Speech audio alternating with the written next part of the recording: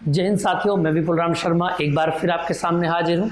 और दोस्तों आज हम लेकर आए हैं अपने UP triple S C PET Arjun batch में आप लोगों के लिए एक बेहतरीन स्पेशल क्लास, जिसमें हम अपने जो लास्ट टाइम हमने स्टार्ट किया था दिल्ली सल्तनत उसको आगे बढ़ाते हैं। देखें जरा, लास्ट की क्लास में मैंने आपको बताया था अलाउद्दीन खिलजी के बारे में, और खिलजी का अंतिम समय आ चुका था। जैसे कि अगर बात करूँ दोस्तों, ध्यान देंगे आप, लास्ट क्लास से बिल्कुल स्टार्ट करते हैं। अलाउद्दीन खिलजी की मृत्यु,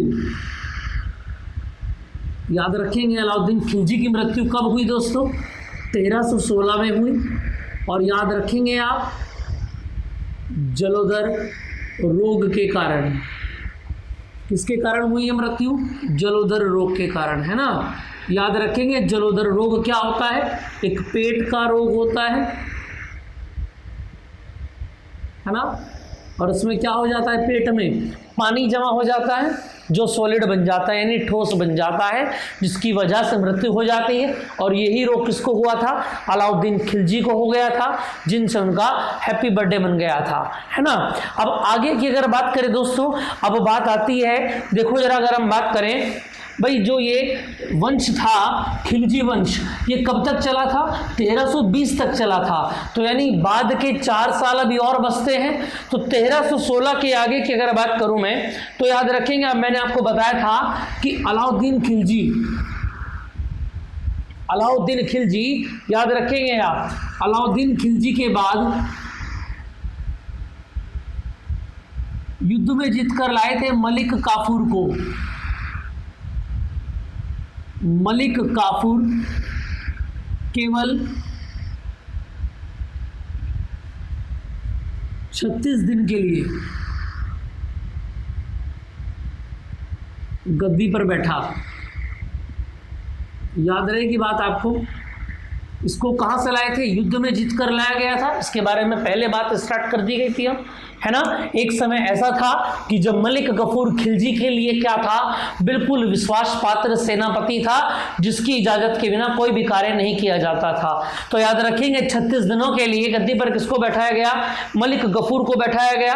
और इसके बाद नाम आता है, याद रखेंगे आप, एक नया नाम यहां पर एंटर हो जाता है,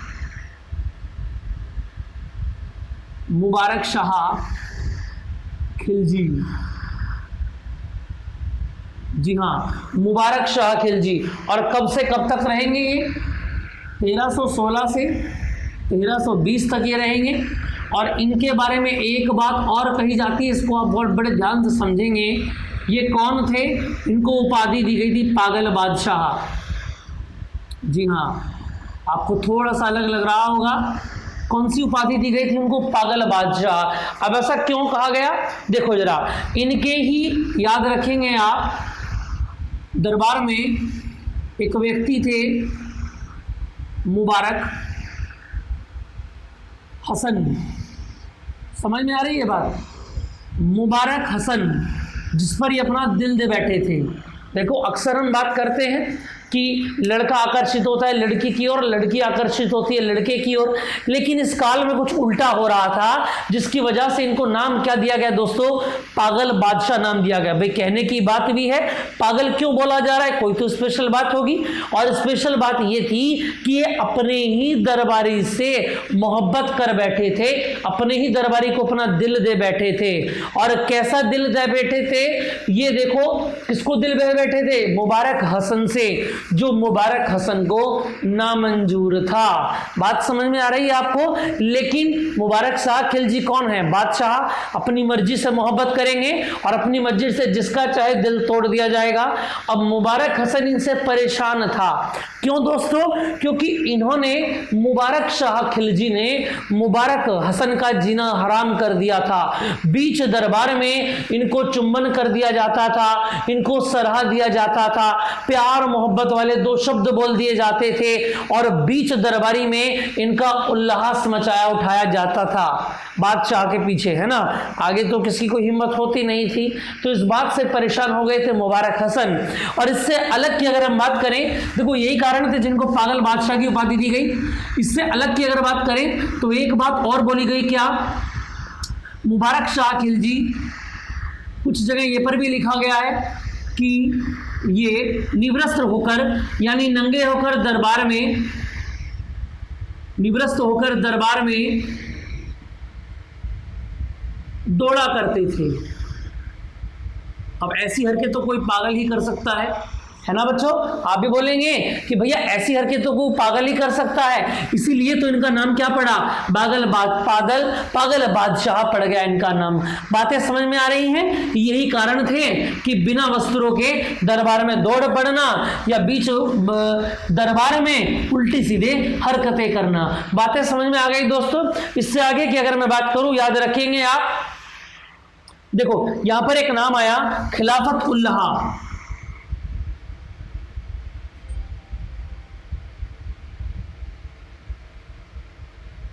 खिलाफत उल्लाह, खिलाफत उल्लाह का मतलब क्या था, याद रखेंगे आप,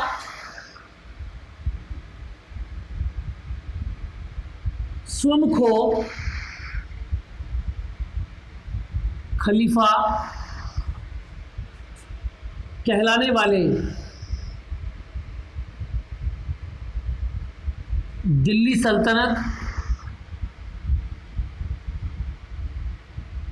का पहला शासक कौन था दोस्तों? किसके बारे में बात कर रहे हैं? याद रखेंगे आप, मुबारक शाह खिलजी के बारे में बातें हो रही हैं। खिलाफत उल्लाह कहा गया यानी स्वयं को, अपने आप को इन्होंने कह दिया खलीफा। और खलीफा किसको माना जाता था? अल्लाह के दूत को नाम बोला जाता था कि यानी खलीफा जिसकी उपाधि दी गई उसकी बातें प्रजा को माननी ही माननी पड़ेंगी, चाहे वे मानने योग्य हो या ना हो। दोस्तों बातें समझ में आ गई? तो स्वयं को क्या कहा इन्होंने? खिलाफत उल्लाह कहा, यानी स्वयं को खलीफा कहलाने वाले दिल्ली सल्तनत का पहला शासक बन जाता है कौन? मुबारक शाह खिलजी। इस बात को याद रखेंगे। और इनके वंश की अगर मैं बात करूं तो इनके इसमें ये वंश समाप्त हो जाता है और ये कौन बन जाते हैं? अंतिम शासक, खिलजी वंश के अंतिम शासक। समझ में आ रही है बात? और इन्हीं के अलाउद्दीन के काल में कौन आए थे? याद रखेंगे आप, अलाउद्दीन खिलजी के काल में कौन आए थे? Marco Polo. Marco Polo Bharat आया, इस बात को आप याद रखेंगे। और यहां पर एंड हो जाता है खिलजी वंश का, एंड खिलजी।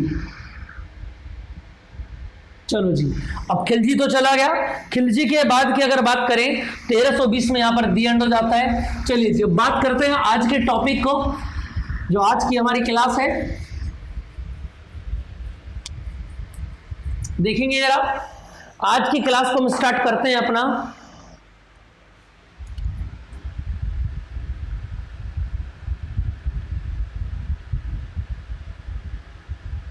तुगलक वंश,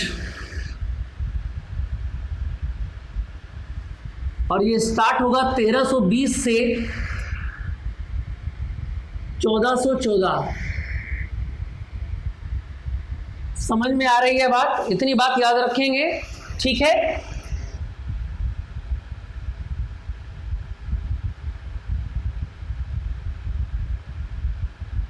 तुगलक डायनेस्टी।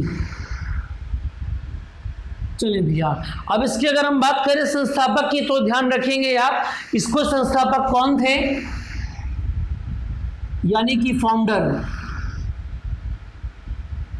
अगर हम फाउंडर की बात करें तो गयासुद्दीन तुगलक। कौन थे दोस्तों गयासुद्दीन तुगलक? कौन थे? तुगलक वंश के संस्थापक थे। और याद रखेंगे, आते ही इन्होंने उपाधि ग्रहण की गाजी की। आते ही गाजी की उपाधि ग्रहण की।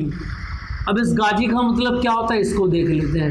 गाजी का मतलब ये होगा कि विधर्मी जितने भी होंगे, उस समय धर्म कौन माना जाता था? इस्लाम धर्म। और विधर्मी का मतलब क्या हुआ कि जो लोग, प्रजा के जो लोग, जो सदस्य क्या करेंगे? इस्लाम धर्म को नहीं मानेंगे, इस्लाम धर्म को न मानने वाले। बात समझ में आ रही है? जितने भी सदस्य इस्लाम धर्म को न मानने वाले थे, नए मानने वालों की हत्या कराने वाला। याद रहेगी बात आपको। गाजी क्यों उठा दी गई थी, किसको? गयासुद्दीन तुगलक को। और गाजी का मीनिंग यहां पर क्या बन जाता है बच्चों? इस्लाम धर्म को न मानने वाला, यानी जितने भी गैर इस्लामिक धर्म के लोग थे उन सब की क्या कर दी जाए?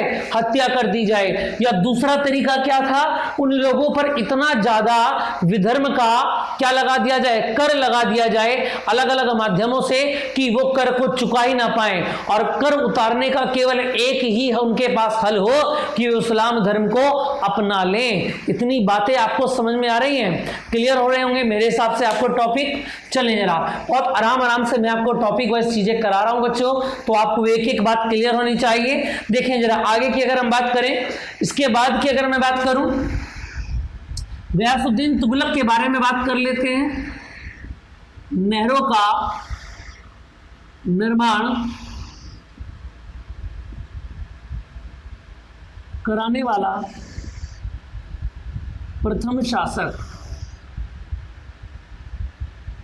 ठीक है बच्चों, नहरों का निर्माण भी इन्होंने ही कराया था, और ज्यादातर कहां करा गया था? हरियाणा वाले क्षेत्र में इन नहरों का निर्माण कराया गया था। इससे आगे की अगर बात करूं, इन्होंने क्या क्या बनवाया था?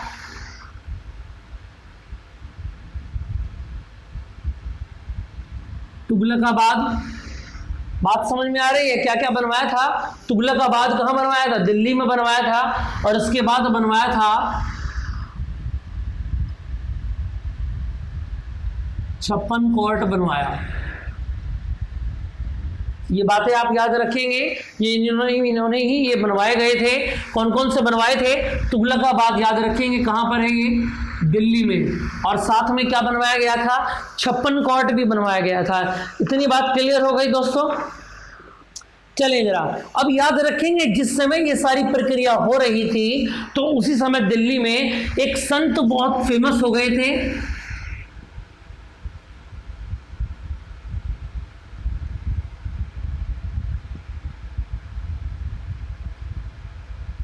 निजामुद्दीन औलिया।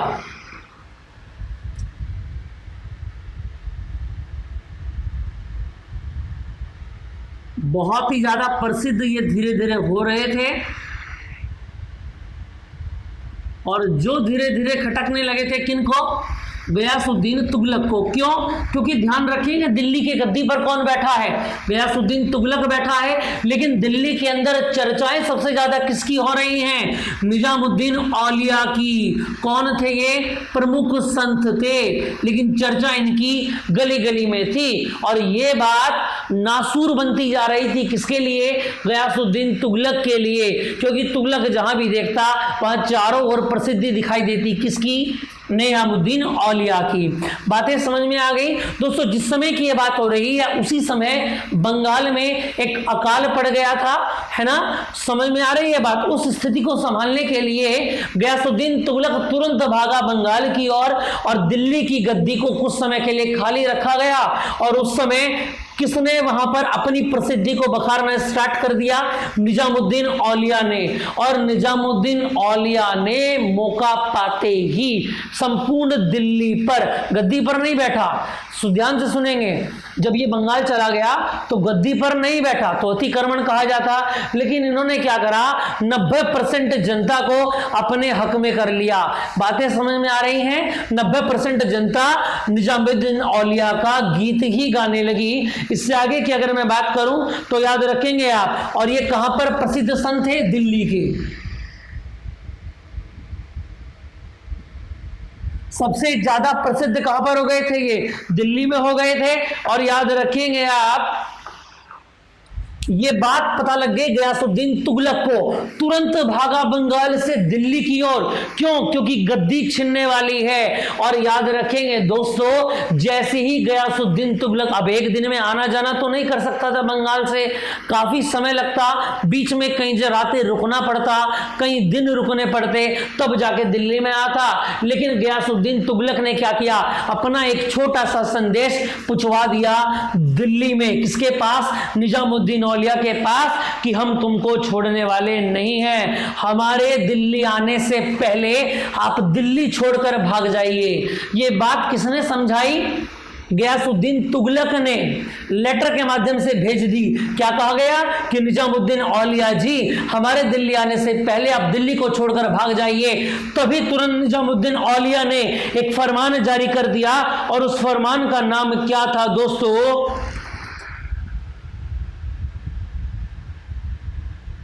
हुनूज दिल्ली दुरस्त। कुछ बात समझ में आ रही है?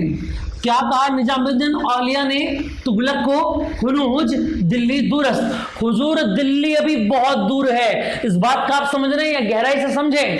क्या कहा तुगलक ने, सॉरी निजामुद्दीन औलिया ने तुगलक को क्या कहा वापसी जवाब में?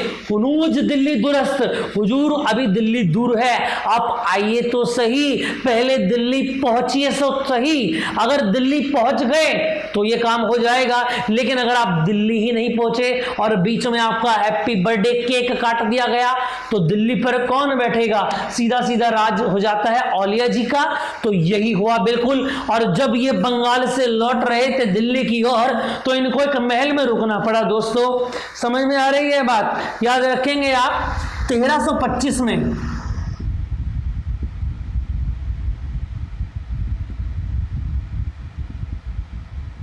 बंगाल से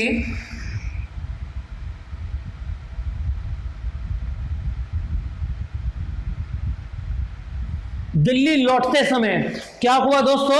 एक लकड़ी का महल था, लकड़ी के महल में दबकर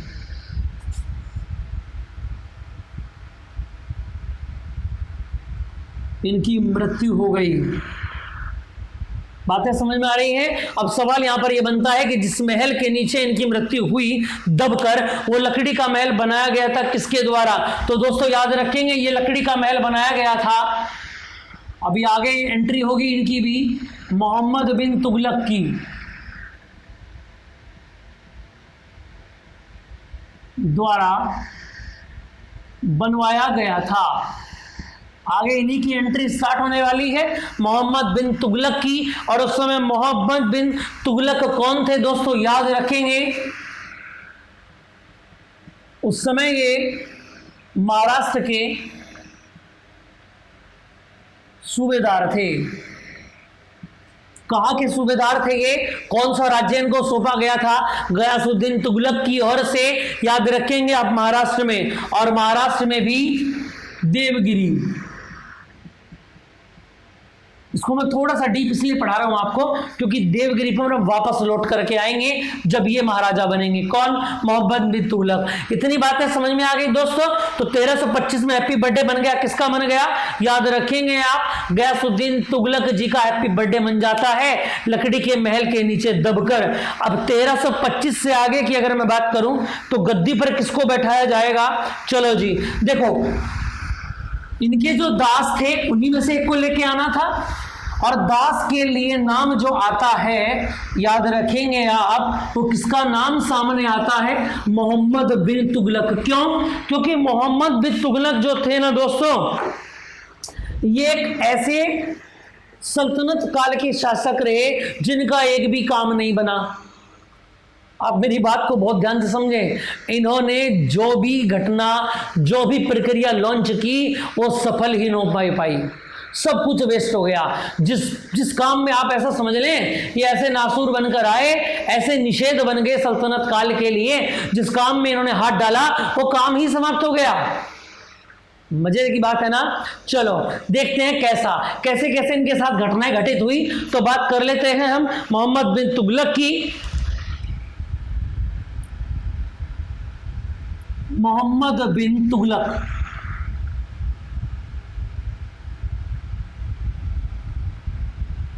बातें समझ में आ रही हैं दोस्तों। तो मोहम्मद बिन तुगलक की अगर हम बात करें तो 1325 में ये आए थे और 1351 काफी इन्होंने शासन किया, लेकिन इस शासन काल इनका बिल्कुल व्यर्थ चला गया।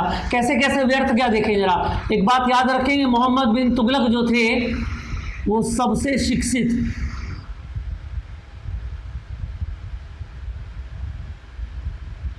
शासक थे सल्तनत काल के केवल, है ना।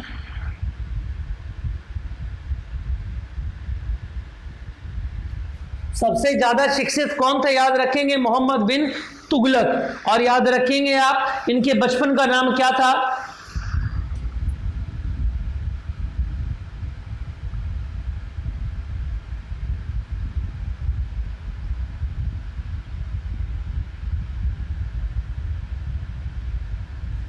मलिक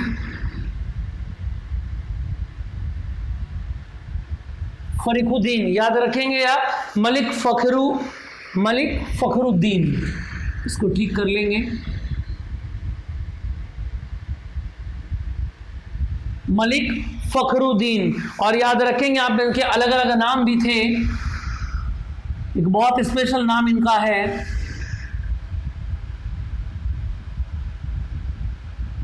जूना खां, नाम याद रखेंगे, इन्हीं का नाम है ये। उसके बाद उलूग खां। बातें समझ में आ रही हैं, इनके क्या क्या नाम बताए गए हैं। जूना खां जो बहुत जगह यूज किया जाएगा, किसका नाम है जूना खां, याद रखेंगे मोहम्मद बिन तुगलक का नाम है, और बचपन का नाम फखरुद्दीन है, और अन्य नाम उलूग खां है। इससे अलग इनको एक उपाधि और दी गई, याद रखेंगे आप कौन सी उपाधि दी गई, रक्त पिपासु भी कहलाए। अब याद रखेंगे दोस्तों, नाम से कुछ समझ में आ रहा है, रक्त पिपासु यानी रक्त पीने वाला। अब ऐसा मत समझ लेना कि ये सच में ही रक्त पीते थे, खून पीते, जी नहीं, ऐसा नहीं है। अब तुमने देखा होगा घर में कई बार हो जाता है ना, आप लोग भी किसी काम को करके बैठे, फिर मम्मी ने कोई काम बता दिया, फिर कोई काम करके बैठे, फिर पापा ने कोई काम बता दिया, फिर काम करके बैठे, दीदी ने कोई काम बता दिया। आप क्या कहते हैं, आज तो सभी घर वालों ने खून ही पी लिया।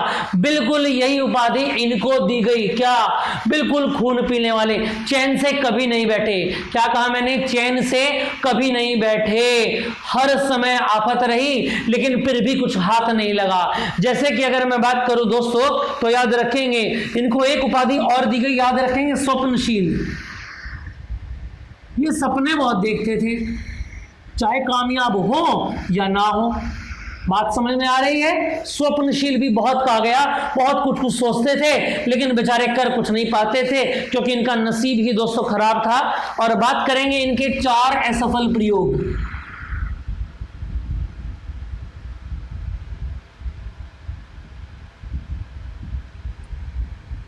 नंबर 1 से अगर मैं बात करूं तो याद रखेंगे सबसे पहला काम इन्होंने क्या किया,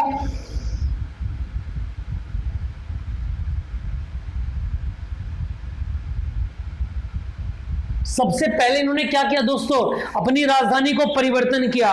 और याद रखेंगे आप, इन्होंने राजधानी क्या थी, देवगिरी थी ना, 1327 की बात है।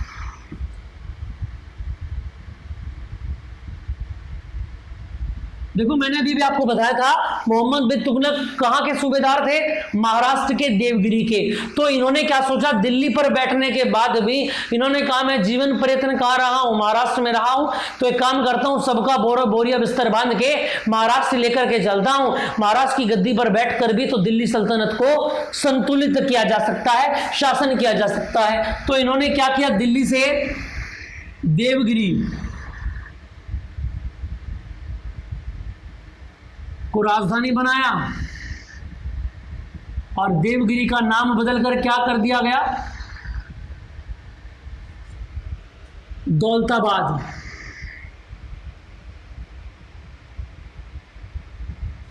इसको लिख लेंगे आप, नाम बदलकर। क्या नाम बदला गया दोस्तों, याद रखेंगे आप, देवगिरी को बदल के क्या कर दिया गया, दौलताबाद कर दिया गया। लेकिन दोस्तों याद रखेंगे, जैसे ही ये अपनी पूरी प्रजा का बोरिया बिस्तर बंधवा कर लेकर आए, तुरंत यहां पर क्या आ गया, प्लेग की बीमारी आ गई। कौन सी बीमारी आ गई, प्लेग की बीमारी आ गई। समझ में आ रही है बात, और सब लोग इसकी चपेट में आ गए, समझ में आ रही है बात। तो ये जो डिसीजन था इनका सबको यहां लाने का, ये डिसीजन भी कैसा हो गया, फेल हो गया। इसके बाद की अगर मैं बात करूं दोस्तों, तो याद रखेंगे इन्होंने क्या किया,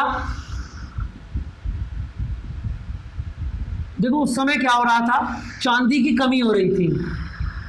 क्या हो रही थी दोस्तों, चांदी की कमी हो रही थी। और 1329 की बात है, इस काल में इन्होंने क्या किया, चांदी की कमी हो रही थी तो इन्होंने क्या बता दिया कि कांस्य यानी कि ब्रोंज है ना, जिसके मेडल भी बनते हैं, ब्रोंज के सिक्के चलाए। लेकिन दोस्तों नसीब के मारे क्या हो गया, जनता ज्यादा थी, कांसे के सिक्के नहीं बन पाए, यानी क्या आ गई, कमी आ गई। सिक्कों की क्या आ गई, कमी आ गई, पूर्ति नहीं कर पाए। समझ में आ रही है बात। तो दोनों के दोनों डिसीजन फेल हो गए, राजधानी परिवर्तन भी और साकेतिक मुद्रा भी। इसके बाद अगर मैं बात करूं दोस्तों, खुरासान अभियान,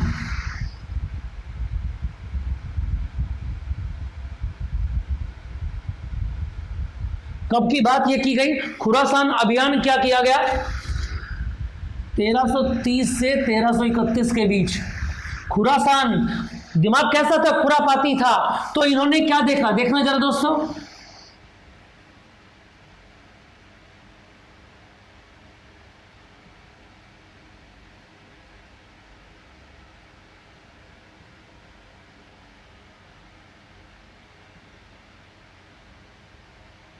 इन्होंने कुछ दिमाग लगाया क्या, कि भारत को दो तरीके से, एक तो यहां से और एक यहां से, है ना, समझ में आ रही है बात। अगर यहां से इसको कवर कर दिया जाए तो क्या क्या हो जाएगा।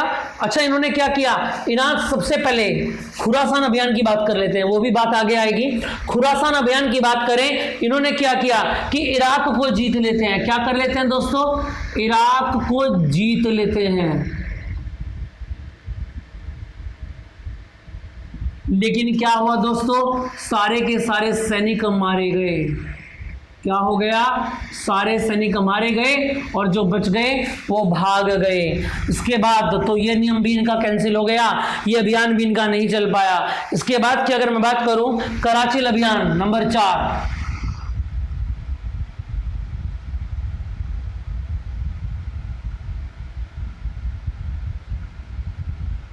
कराची अभियान की अगर मैं बात करूं तो दोस्तों याद रखना, कराची अभियान कहां पर किया गया, हिमाचल।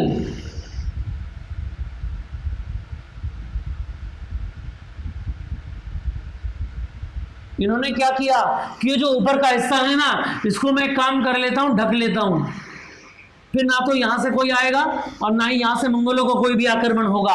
तो यानी कहने का मतलब ये है, लेकिन वहां पर क्या हुआ, यहां पर भी इनके 200 सैनिक मारे गए और यह नियम भी क्या हो गया, फेल हो गया। इसके बाद की अगर मैं बात करूं दोस्तों, नंबर 5, 4 मेन है, इसको आप अलग से नोट करके लिख लेंगे आप।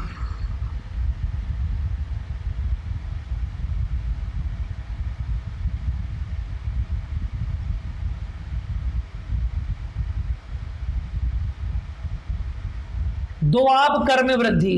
क्या किया गया, दोआब कर में वृद्धि। यानी कहने का मतलब यह है, इन्होंने क्या कहा दोस्तों कि जितने भी ये ऊपर की क्षेत्र वाली, देखो दोआब का मतलब क्या होता है, मैं आपको बता देता हूं। 2 स्पोर्ट होते हैं, आप सभी जानते हैं। एक से तो निकलती है गंगा, जिसको गंगोत्री बोला जाता है, जहां से निकलती है गंगोत्री। एक होता है यमुनोत्री, जहां से क्या निकलती है, यमुना। और दोस्तों इन दोनों के बीच में आप याद रखेंगे कम से कम 150 किलोमीटर, कम से कम 150 किलोमीटर का जो रास्ता है वो खाली होता है। गंगा और जमुना के बीच में 150-125 किलोमीटर का जो रास्ता होता है वो खाली होता है। और याद रखेंगे उस खाली रास्ते में जो स्थल का इलाका है वहां पर खेती बहुत बढ़िया होती है। तो इन्होंने क्या सोचा, भाई साहब ने, मोहम्मद बिन तुगलक ने सोचा कि वहां पर खेती ज्यादा है, यानी किसान ज्यादा कमाई करते हैं, तो क्यों ना मैं भी उनसे ज्यादा कर लेना स्टार्ट कर दूं। उनकी कुल कमाई का 1/2 यानी 50% कर लिया जाएगा। लेकिन दोस्तों याद रखेंगे, होनी को कोई नहीं टाल सकता। जब नसीब में ही कुछ नहीं पड़ा तो कहां से मिलेगा कर। याद रखेंगे दोनों के बीच का जो इलाका है उसमें क्या आ गया, अकाल आ गया। क्या आ गया दोस्तों, अकाल आ गया। और अकाल आने से क्या हो गया, सब कुछ जीरो हो गया। अरे भाई जब कमाई ही नहीं है तो 50% का तो कोई मतलब ही नहीं बैठता है भाई। 50% का मतलब क्या हुआ? अगर 1000 की फसल होती है तो 500 को देने पड़ेंगे, लेकिन जब 1000 की फसल नहीं हुई, सब कुछ अकाल पड़ गया, फसल में कुछ नहीं डाला गया, कोई खेती नहीं की गई, तो ये कर तो खत्म हो गया। ये लो जी, ऐसा कर लगाया कि अकाल ही डाल दिया, नसीब बिल्कुल खराब लेकर आए थे। अब देखें जरा इससे आगे की अगर मैं बात करूं, लेकिन ये दयालु प्रवृत्ति के भी थे, रक्त पिपासु तो थे, लेकिन औरंगजेब से कम थे, है ना। औरंगजेब तो इनका भी बाप निकलेगा, देखेंगे आगे आने वाला है, उसका भी इंतजार है। तो देखें जरा इन्होंने क्या किया। इन्होंने देखा कि किसान तो बिल्कुल मर गए भाई, तो एक काम कर लेते हैं, क्या किसानों के लिए एक काम कर लेते हैं,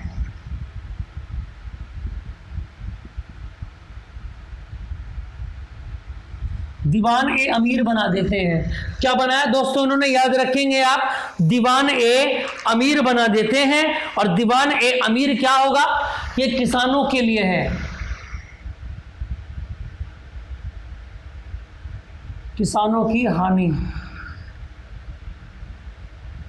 इस अकाल से किसानों को जितनी भी हानि हुई है, उनको खाने पीने की दिक्कतें आई हैं, उसके लिए उनको क्या दिया जाएगा, कुछ राशि दे दी जाएगी, जिस राशि को खेती करके वे आने वाले समय में हमको दोबारा से लौटा देंगे, है ना दोस्तों। इतनी बात समझ में आ गई। तो इन्होंने इनका ध्यान भी रखा, कर को कैंसिल कर दिया और बोला जी पैसा ले जाओ। दीवान ए अमीर से एक विभाग बनाया, ये मिनिस्ट्री होती थी। दीवान क्या होती थी, एक मिनिस्ट्री होती थी उस टाइम की, एक इन्होंने, ठीक है, इस मिनिस्ट्री को बनाया। ये क्या देगी, इसके बीच में जितने भी किसान थे जिनको ये 50% का कर देना था, वो सब क्या देंगे दोस्तों, यहां से दीवान अमीर से पैसा लेकर के जाएंगे और अपनी जरूरत की चीजें पूरी करेंगे, समय आने पर इनको लौटा दिया जाएगा। चलें जरा, इतनी बातें समझ में आ गई दोस्तों। चलें जरा, अब इसी समय में एक बात और इंट्रोडक्शन होती है। यहां पर देखो, यहां पर एक वाइड कॉल एंट्री हो जाती है इसी बीच में। जब ये अकाल की बात हो रही थी ना, बिल्कुल उसी समय यहां पर एक एंट्री और हो जाती है, देखेंगे जरा, याद रखेंगे इसी समय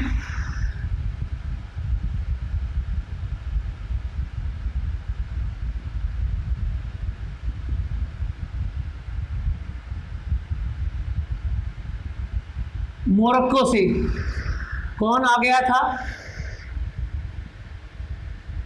इब्न बतूता आया। कौन आ गया दोस्तों, 1333 में कौन आ गया, मोरक्को से इब्न बतूता आ गया। और ये क्या था दोस्तों, बहुत ही ज्यादा बुद्धिमान,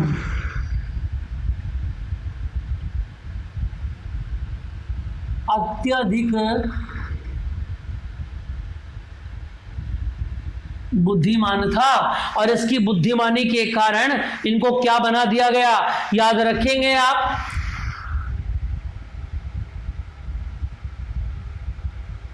इससे खुश होकर क्या बनाया गया, इसको याद रखेंगे आप, दिल्ली का जुडिशरी बना दिया गया, यानी कि काजी बना दिया गया। कौन बना दिया गया, इब्न बतूता। समझ में आ रही है दोस्तों, ठीक है। और दिल्ली का काजी बना दिया गया। काजी का मीनिंग आप समझते हैं, न्यायाधीश, जो कोर्ट में बैठ के फैसले करेगा, उसको बना दिया गया इब्न बतूता। क्यों, क्योंकि इसके पास क्या था, बहुत अत्यधिक दिमाग था, जिससे फैसले कर सकता था। समझ में आ रही है बात। और याद रखेंगे आप,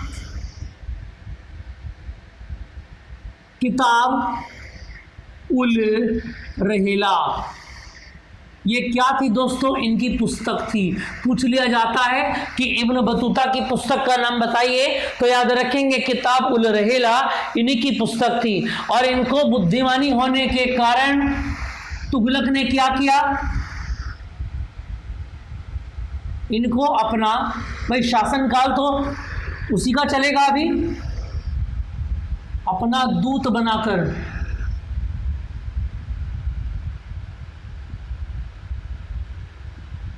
चीन भेजा। कहां पर भेज दिया इनको दोस्तों, अपना दूत बनाकर चीन भेज दिया। इतनी बातें समझ में आ रही है,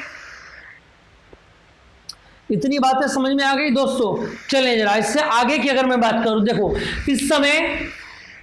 इस शासनकाल में ये सबको समझ में आ गया था कि मोहम्मद बिन तुगलक हमारे लिए फायदेमंद नहीं है और ना ही इस्लाम धर्म के लिए कोई काम कर रहा है और ना ही प्रजा को संतुष्ट कर पा रहा है, बल्कि उल्टे सीधे फैसले लेकर प्रजा को परेशान करने पर तुला हुआ है। क्यों? क्योंकि वो दिमाग से कोई काम नहीं ले रहा था। आपने अभी अभी देखा है जितने भी फैसले उसने लिए थे तो बढ़िया, लेकिन उसका नसीब और समय इतना खराब था कि सारे के सारे फैसले उल्टे पड़ गए, यानी उसका कोई भी प्लान दोस्तों एक्सेस नहीं हो पाया, जनरेट नहीं हो पाया। तो यहां पर एक नाम आता है, याद रखेंगे आप, सन 1333 में 36 में सॉरी,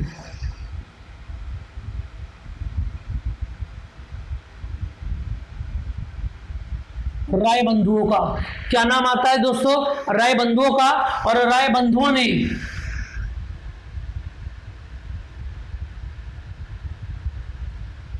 विजयनगर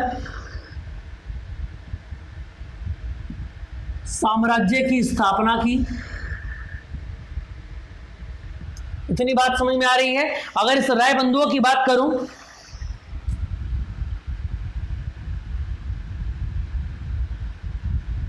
हरिहर राय और बुक्का राय दो भाई थे। ये बात समझ में आ रही है? कौन थे दोस्तों? दो भाई थे। और बात करेंगे इनके गुरुजी की, विद्याधर। इन दोनों के गुरुजी कौन थे? विद्याधर, जिनके कहने पर इन्होंने ये काम किया। क्या काम किया? एक नए नगर साम्राज्य विजयनगर की स्थापना कर ली। क्यों? देखो दोस्तों, ये कौन थे? इन्होंने इनके तुगलक के कहने पर इस्लाम धर्म को क्या कर लिया था? एक्सेप्ट कर लिया था, नहीं तो मारे जाते, है ना। अपनी बचाने के लिए अपने साम्राज्य ऐसा इन्होंने सोच रखा था। लेकिन बाद में आकर 1336 में दिख गया कि मोहम्मद बिन तुगलक जीरो है, कुछ नहीं कर सकता। तो ये फिर दोबारा से अपने गुरुजी विद्याधर की शरण में लौट कर आए और फिर धर्म चेंज कर लिया और बोला कि हम तो आप ही की शरण में रहेंगे। तब जाकर इन्होंने क्या स्थापित किया? विजयनगर साम्राज्य को स्थापित कर लिया। बात याद रहेगी और याद रखेंगे दोस्तों, मोहम्मद बिन तुगलक के काल में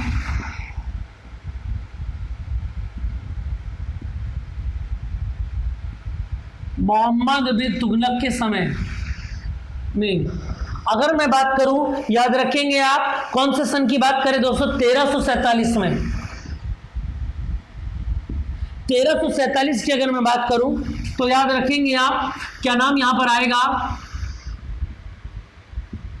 हसन गंगू ने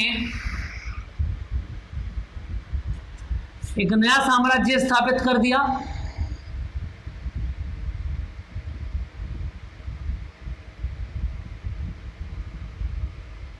जिसका क्या नाम बताया गया? बहमनी साम्राज्य। कौन सा साम्राज्य स्थापित कर दिया? बहमनी साम्राज्य स्थापित कर दिया। इतनी बात समझ में आ गई दोस्तों। और इसी के साथ याद रखेंगे आप, मोहम्मद बिन तुगलक का एंड हो जाता है। इसके बाद यहां पर एंट्री हो जाती है दोस्तों, किसकी यहां पर एंट्री हो जाएगी? इस बात को आप ध्यान देंगे।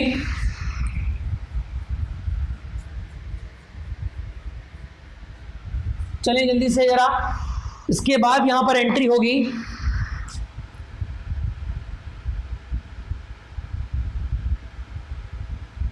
फिरोज शाह तुगलक की। कुछ बातें समझ में आ रही है? किसकी एंट्री हो रही है यहां पर? फिरोज शाह तुगलक की, जिसका कार्यकाल कहां से कहां तक रहेगा? 1351 से 1388 तक। बात समझ में आ रही है दोस्तों? इतनी बात क्लियर है? चलें जरा आगे देखें जरा। फिरोज शाह तुगलक 1351 से 1388 तक इनका कार्यकाल रहा। और याद रखेंगे दोस्तों, क्या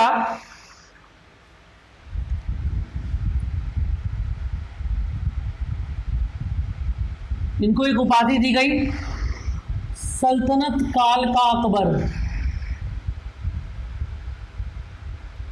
अभी अकबर हुमायूं वाले बाद में आएंगे, फिलहाल इसकी बात चल रही है। फिरोज शाह तुगलक को एक उपाधि दी गई, क्या? सल्तनत काल का अकबर। और ये किसने दी? एलियट ने।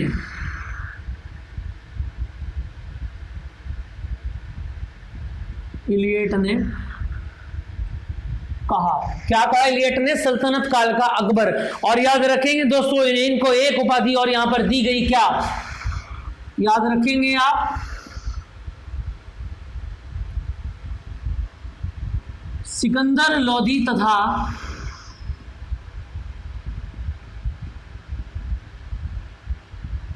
औरंगजेब का, सिकंदर लोदी तथा औरंगजेब का अग्रगामी शासक। देखो दोस्तों, एक बात याद रखेंगे, औरंगजेब और सिकंदर लोदी के बारे में हम जानते हैं ये कौन थे। ये ऐसे खतरनाक शासक थे जिन्होंने हिंदू धर्म का पनपना भी बंद कर दिया गया था। मंदिरों को तोड़ना, जहां भी हिंदू दिखे मार कटाई कर देना, हिंदुओं की किसी त्योहार को ना मनने देना, हिंदुओं की किसी प्रथा को ना मनने देना। यानी इन्होंने ठान लिया था कि भारत से हिंदू धर्म को खत्म करके ही सांस लेंगे। लेकिन इन दोनों से पहले भी इनकी प्रवृत्ति का एक शासक और आया जिसका नाम हमने क्या बताया आपको, फिरोज शाह तुगलक। याद रखेंगे, फिरोज शाह तुगलक को अग्रगामी क्यों कहा गया, क्योंकि इन दोनों से खतरनाक शासकों से पहले भी इनके जैसा एक शासक था। अग्रगामी का मतलब पहले, है ना। इन दोनों के पहले एक शासक था फिरोज शाह तुगलक, जो क्या था, हिंदू धर्म का कट्टर विरोधी था। समझ में आ रही है बात दोस्तों। इससे आगे की अगर मैं बात करूं, इनके बचपन का नाम,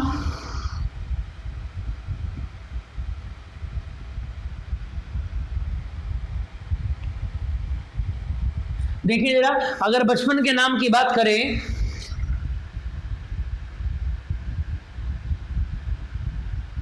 तो कमालुद्दीन फिरोज। याद रखेंगे आप, पूछ लिया जाता है इसमें से। ये जो मैं पॉइंट आपको लिखाऊंगा ये एग्जाम्स के अंदर सबसे ज्यादा पूछे जाते हैं, तो याद रखेंगे आप। फिरोज शाह तुगलक के बचपन का नाम क्या बताया गया, कमालुद्दीन फिरोज। इससे आगे की अगर मैं बात करूं, ये कौन, अच्छा इनकी अगर बात करें, अच्छा पहले देख लेते हैं ये थे कौन। फिरोज शाह तुगलक कौन थे, इस बात को याद रखेंगे। देखो ये याद रखेंगे कौन थे,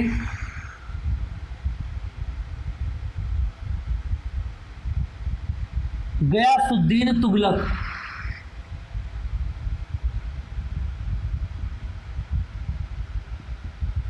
के छोटे भाई रज्जक का पुत्र था। बात समझ में आ रही है, कौन थे, इनके छोटे भाई रज्जक का कौन था, बेटा था। और इनकी माता का नाम पूछ लिया जाता है दोस्तों। अभी बताऊंगा क्यों पूछा जाता है, बाकी का क्यों नहीं पूछा जाता। याद रखेंगे आप, इनकी माता के नाम की अगर बात करें तो बीबी जैला।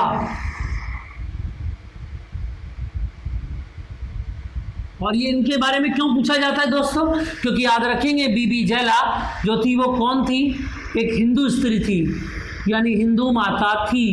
बातें समझ में आ रही हैं, इतनी बात क्लियर हो गई। गयासुद्दीन जो तुगलक था उसकी माता भी कौन थी, हिंदू थी, याद रखेंगे। और फिरोज शाह तुगलक की माता भी कौन थी, एक हिंदू थी, जिनका नाम क्या था, बीबी जैला। इतनी बात समझ में आ गई दोस्तों, क्लियर है। चलें जरा, इसके बाद अगर मैं बात करूं, देखें यहां पर एक नाम आया था तकावी ऋण। क्या नाम आया था, तकावी ऋण।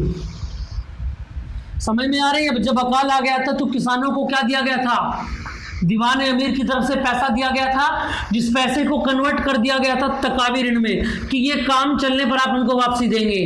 दोस्तों याद रखेंगे, मोहम्मद बिन तुगलक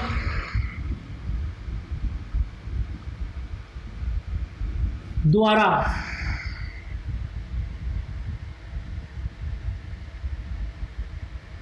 किसानों को दिया गया ऋण। बात समझ में आ रही है, लेकिन याद रखेंगे फिरोज शाह ने माफ कर दिया। बेचारे किसान हैं, कहां से पूर्ति करेंगे, छोड़ दो, कोई इनसे कर नहीं लिया जाएगा, उस पैसों को भी अपने पास रखें, अपने काम में लगाएं। बातें समझ में आ गई। चलें जरा, इसके बाद अगर मैं बात करूं तो याद रखेंगे दोस्तों, याद रखेंगे फिरोज शाह तुगलक ने सल्तनत काल के 24 टैक्स को समाप्त किया। बहुत सारे कर चल रहे थे, है ना, जिनमें से कुछ को अगर आते ही स्टार्ट कर देगा, कोई बात नहीं, जब तक के लिए काम को चलाते हैं। सल्तनत काल के याद रखेंगे आप 24 कर को समाप्त कर देगा और मात्र 4 कर आरंभ किए गए। भाई सरकार चलानी है तो कुछ तो आपको हमको देना पड़ेगा, तभी तो हम प्रजा को सही तरीके से संपूर्ण क्या दे पाएंगे, सेवाएं दे पाएंगे। तो देखें जरा, सबसे पहले क्या बताया गया, सबसे पहला यहां पर लगेगा खराज कर, और खराज कर के अनुरूप क्या बताया गया कि आपको अपनी भूमि का 1/6 कर क्या होगा, शासन को देना होगा, सरकार को देना होगा। इसके बाद अगर बात करें दोस्तों, मुस्लिमों पर एक कर लगाया गया जिसको बोला गया जकात कर। ये मुस्लिमों पर लगाया गया केवल, और क्या बताया गया कि आप अपनी कमाई का 2.5% कहाँ देंगे, जकात में देंगे, जिसका प्रयोग हम कहाँ पर करेंगे, मुस्लिम धर्म के प्रचार और प्रसार में लगाएंगे। ये 2.5% सबको देना था, सबको नहीं, मतलब जो मुस्लिम थे उनको देना था, केवल इस्लाम धर्म के प्रचार के लिए, है ना। इसके बाद अगर बात करूं दोस्तों तो याद रखेंगे, ये लो जी आ गया जिसका इंतजार था, जजिया कर। किसने लगाया, फिरोज शाह तुगलक। याद रखेंगे, बेहतरीन सवालों में से एक है। जजिया कर किसने लगाया, फिरोज शाह तुगलक ने लगाया जजिया कर। और याद रखेंगे दोस्तों, ये किन पर लगाया गया, उस समय के ब्राह्मणों पर लगाया गया। क्या कहा गया कि जो ब्राह्मण इस्लाम धर्म को कबूल कर लेंगे उन पर ये कोई कर नहीं लगेगा, कोई उनको पैसा नहीं देना होगा। लेकिन जो ब्राह्मण इस इस्लाम धर्म को अपनाते नहीं हैं, वे ब्राह्मण ही बन के रहना चाहते हैं, तो उनको कर देना पड़ेगा। क्या देना पड़ेगा, कर लगाया गया एक प्रकार का, और जिसका नाम क्या बताया गया, जजिया कर। और याद रखेंगे, जो इस कर को देते थे, यानी जो ब्राह्मण, जो हिंदू मुसलमान नहीं बने, उनको क्या कहा गया, जिम्मी कहा गया।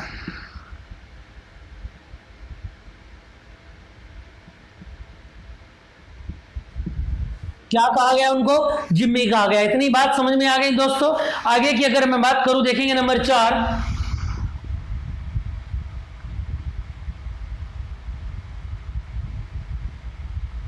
खुम्सकर। क्या नाम बताया गया, खुम्सकर।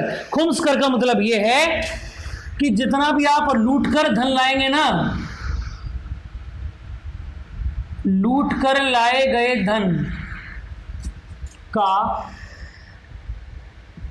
20% आप किसे देंगे, जितना भी धन आप लूट करके लाएंगे, उस लूट करके लाए धन का 20% आपको किसे देना होगा, सरकार को देना होगा। जी बात समझ में आ गई आपको। फिर दोबारा सुनेंगे, फिरोज शाह तुगलक ने 24 कर खत्म कर दिए, और 24 कर को खत्म करने के बाद अपने पास से 4 कर लगाए गए।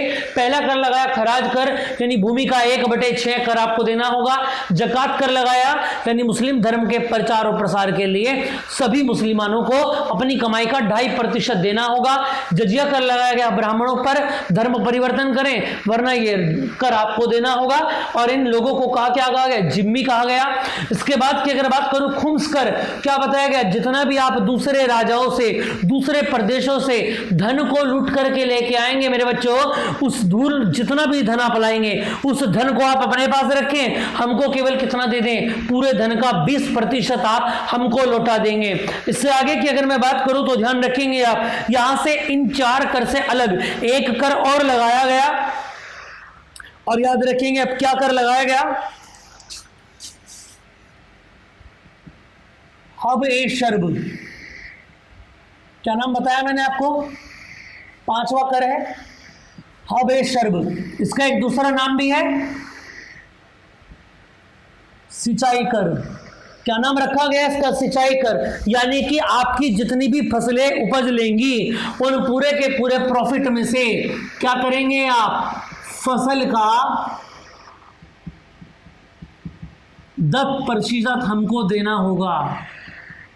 कुछ बात समझ में आ रही है, टोटल फसल का कितना देंगे आप, 10% हमको वापस देंगे। इतनी बात समझ में आ रही है। चलें आगे, इससे आगे कोई दिक्कत हो तो जल्दी से बताएं जरा।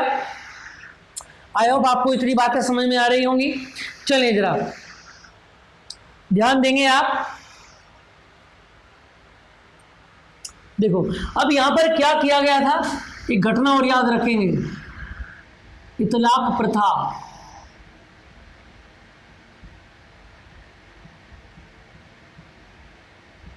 शुरू की गई। अब दोस्तों याद रखेंगे, पहले इसको समझ लेते हैं इतलाक प्रथा है क्या। देखो ये जितने भी कर थे, दो तरीके थे कि या तो प्रजा अपने आप राजा के पास आके दे दे, या राजा अपने सैनिकों को भेजकर इस कर को इकट्ठा करवाया करता था। अब देखो अगर प्रजा, किसान अपना समय काम धाम छोड़कर राजा के पास जाएंगे तो उनको कितना कर देना होता था दोस्तों, 100% कर उनको देना पड़ता था। लेकिन जब राजा के शासक आएंगे आपसे कर मांगने और आप उनको कर देंगे तो इसमें से याद रखना 50% कर की आपको छूट मिल जाएगी। केवल 50% कर आपको क्या करना होगा, जमा करना होगा। कुछ बात समझ में आ गई। इस प्रथा का नाम बताया गया इतलाक प्रथा। लेकिन यहां पर एक घपला होना स्टार्ट हो गया। क्या होना स्टार्ट हो गया, मान लिया मैं प्रजा हूं, है ना, मैं एक छोटा सा किसान हूं और मेरे पास आ जाते हैं कौन, फिरोज शाह तुगलक के घुड़सवार या सैनिक। तो प्रशासन आते हैं मेरे पास और कहते हैं दीजिए जी, कर दीजिए हमको। मैंने क्या किया, 50% तो छोड़ दिया और 50% जमा कर दिया। लेकिन रास्ते में जाते जाते फिरोज शाह तुगलक के जो सैनिक मेरे पास कर लेने आए थे, उन्होंने क्या किया, दरबार में जाकर राजा को बताया कि राजा जी विपुल शर्मा जी ने क्या दिया है, केवल 20% कर ही हमको वापस दिया है। समझ रहे हो। देखो घपला किसने किया, सैनिकों ने किया। किसके सैनिकों ने, फिरोज शाह तुगलक के सैनिकों ने। तो फिरोज शाह तुगलक के काल को भ्रष्ट काल क्या कहा गया, भ्रष्ट काल। और भ्रष्ट काल कहने में सबसे बड़ा, ये भ्रष्ट काल किसका था, संपूर्ण सल्तनत काल का सबसे भ्रष्ट काल था। और इसमें सबसे बड़ा हाथ किसका था, याद रखेंगे, लंका को किसने ढाया था, विभीषण ने। और यहां पर विभीषण का काम कौन करेंगे, फिरोज शाह तुगलक के खुद के विश्वास पात्र सैनिक, जिसने उनको कर को इकट्ठा करने भेजा। लेकिन जो कर मिला उन्होंने क्या कर दिया, उसमें से घपला कर दिया। कभी 10% जमा किया, कभी 20% जमा किया, बाकी का 30 और 35% या 40% अपने आप खा गए। इसका मतलब क्या हुआ, कर पूरा नहीं गया, जिससे कि राज्य शासन व्यवस्था के खजाने में क्या आ गई, समस्या पैदा हो गई। और इस काल को क्या सिद्ध कहा गया, सबसे भ्रष्ट काल। सल्तनत काल का भ्रष्ट काल किसे कहा गया, याद रखेंगे, फिरोज शाह तुगलक। किसके कारण, इतलाक प्रथा के कारण। बच्चों याद रखेंगे, यहां से क्वेश्चन बनते हैं, इसलिए मैं इस बात पर ज्यादा जोर दे रहा हूं, याद रखेंगे आप। तो कितने कर मैंने आपको बताए, 4 कर बताए, खराज कर, जकात कर, जचिया कर और खुम्स कर। ये सारे के सारे किसने लगाए, फिरोज शाह तुगलक ने अपने काल में ये लगाए थे। इस बात को आप याद रखेंगे। चलें जरा इससे आगे की अगर मैं बात करूं, देखें जरा कुछ और बातें यहां से आगे देख लेते हैं। जैसे कि अगर मैं बात करूं, इन्होंने एक बात और शुरुआत की, फिरोज शाह तुगलक ने, देखो जरा कार्य बहुत सारे किए, मोहम्मद बिन तुगलक से काफी सही रहे, क्योंकि कुछ चीजें इन्होंने अच्छी की और कुछ चीजें इन्होंने बहुत ज्यादा बुरी भी की, है ना। क्योंकि अग्रगामी थे सिकंदर लोदी के और औरंगजेब के, उनको भी देखेंगे। देखें जरा, चलो जी इसके बाद याद करेंगे दोस्तों, इन्होंने क्या किया,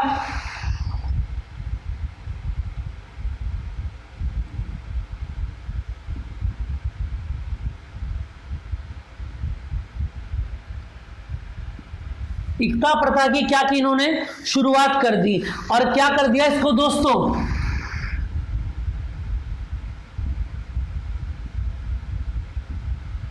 वंशानुगत कर दिया। जिस दादा के पास जो भी संपत्ति, जितनी भी जमीनें थी, जो सब कुछ धन पैसा था, वो सब उसके बच्चे को मिलेगा, है ना। उसकी सारी चीजें उसके मरने के बाद उसके पुत्र को मिलेंगी।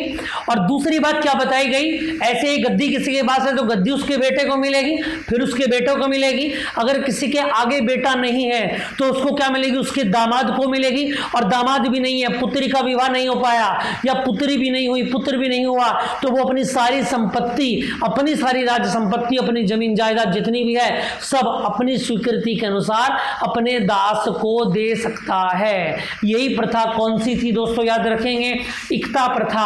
और किसने स्टार्ट की थी? फिरोज शाह तुगलक ने इसका आरंभ किया था और इसी का नाम पड़ा क्या? विरासत का सिद्धांत। ये काफी लंबा चलेगा, याद रखेंगे आप। जो गद्दी पर बैठा उसका बेटा भी आगे बन के राजा बनेगा, फिर उसका बेटा आगे चल के राजा बनेगा, बेटा नहीं है तो दामाद बनेगा, दामाद नहीं है तो कौन बनेगा? उसका दास। अपनी स्वीकृति से वो किसी को भी राजा बना सकता है। बात समझ में आ गई? चलें जरा आगे।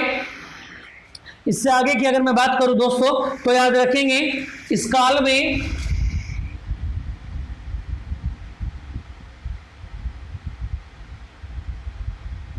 इनके समय में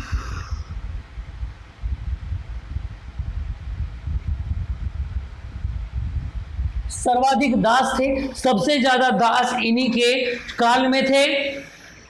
और याद रखेंगे इसने स्थायी सेना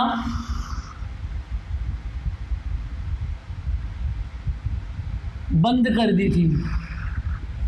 क्या करी? स्थायी सेना को क्या कर दिया? इकट्ठा करना बंद कर दिया। और क्या किया इन्होंने? रोजगार के, मैंने कहा ना, कुछ अच्छे काम भी किए हैं। लोग खाली ना रहे इसके लिए क्या किया? रोजगार के दफ्तर भी ओपन कर दिए। और याद रखेंगे आप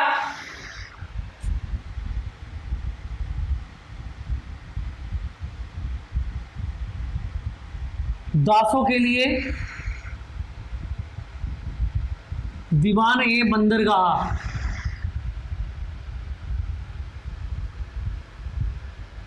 आपको बात समझ में आ रही है?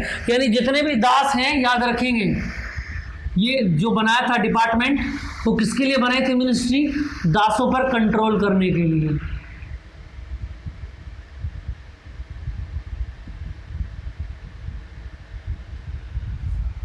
दासों पर कंट्रोल करने के लिए। इतनी बात समझ में आ गई? चलें जरा आगे की अगर मैं बात करूं दोस्तों, आगे की अगर मैं बात करूं, याद रखेंगे अब दासों की भर्ती के लिए भी एक बोर्ड बनाया गया। दासों की भर्ती के लिए तो याद रखेंगे दासों की भर्ती के लिए कि यहां पर इन्होंने विभाग बनाया जिसको क्या नाम बताया गया? अर्ज ए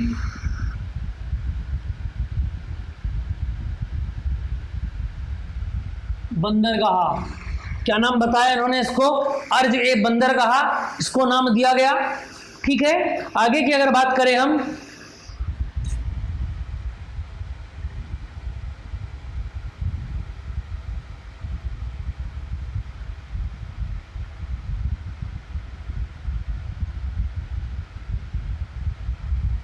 दान के लिए क्या बनाया? दीवान ए खैरात। और इस दान से क्या होता था? जितने भी मुस्लिम लड़कियां थी और जितनी भी विधवाएं थी, मुस्लिम केवल, विधवाओं की क्या की जाती थी दोस्तों? मदद की जाती थी। चाहे वो शादी की हो या किसी भी चीज़ की हो, कुछ भी खरीदना हो, उसके लिए कहाँ पर किया जाता था? दीवान ए खैरात इन्होंने स्थापना की थी। उसके बाद याद रखेंगे दीवान ए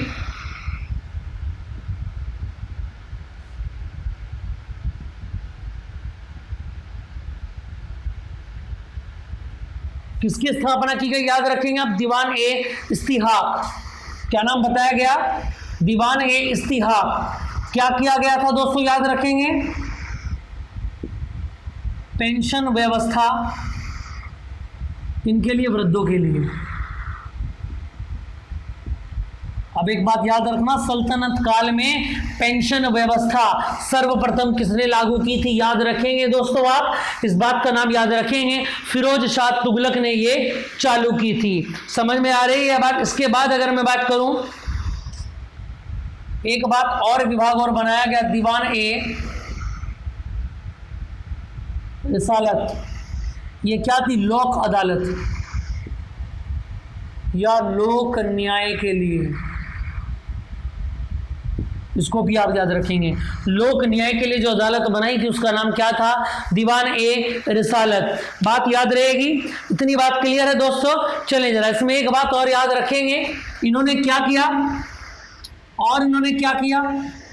देखो जो भित्ति चित्रकारिता थी, वॉल पेंटिंग जिसको आप बोलेंगे, दीवारों पर प्रतिमाएं बनवाना, भित्ति चित्रकारिता को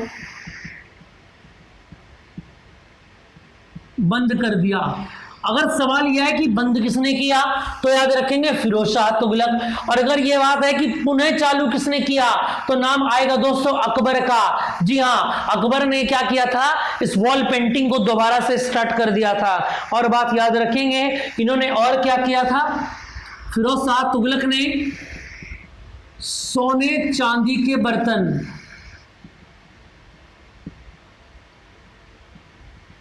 क्या कर दिए थे? सोने चांदी के बर्तन बिल्कुल बंद कर दिए गए थे। और एक बात और याद रखेंगे दोस्तों, यहां से